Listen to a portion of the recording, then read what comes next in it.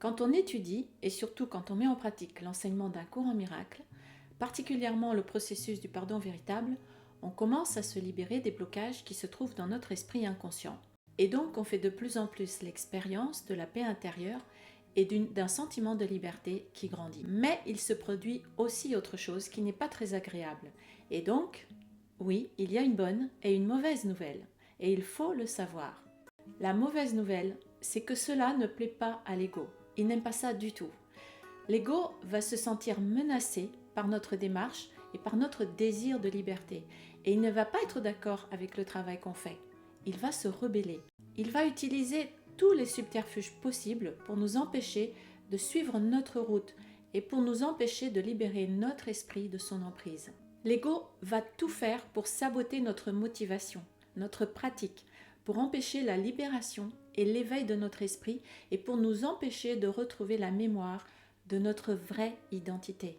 Ton ego ne peut pas accepter cette liberté et il s'y opposera à tous les moments possibles et par tous les moyens possibles. Et quand tout cela échouera, parce qu'avec le temps nous devenons plus aguerris, nous voyons de plus en plus ses ruses et nous tombons de moins en moins dans ses pièges, donc quand tout cela échouera et que l'ego verra que nous avançons malgré tout vers de plus en plus de paix et de joie et vers un sentiment de liberté qui grandit, qui ne fait que grandir, alors il va devenir vraiment méchant. Il passe à la méchanceté quand tu décides de ne pas tolérer l'abaissement de soi et d'y chercher remède. Alors il t'offre l'illusion de l'attaque comme solution. L'ego n'est pas notre ami et il ne le sera jamais. L'ego ne t'aime pas. Passons maintenant à la bonne nouvelle et je vais aller droit au but. Accrochez-vous parce que la bonne nouvelle, c'est que la mauvaise nouvelle est une bonne nouvelle. L'ego ne va pas être content parce que cet enseignement marche, parce que ça fonctionne. Il ne faut pas croire que vous êtes en train d'échouer parce que ce serait vraiment une regrettable erreur. Et c'est précisément ce que l'ego veut. Il veut que vous laissiez tomber et que vous restiez sous son emprise. La résistance, les attaques et les simagrées de l'ego sont en réalité une très bonne nouvelle, une excellente nouvelle.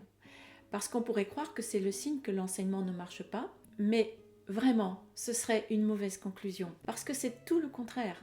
C'est le signe que cet enseignement marche. Et le travail de pardon met en lumière tout ce mécanisme de peur. Ce travail met en lumière l'ego et le défait en même temps. Donc l'ego se rebiffe et il commence à pressentir sa fin, sa disparition. Mais en fait, c'est comme ça qu'il se révèle. C'est comme ça que nous pouvons le voir à l'œuvre et le regarder bien en face pour mieux le défaire.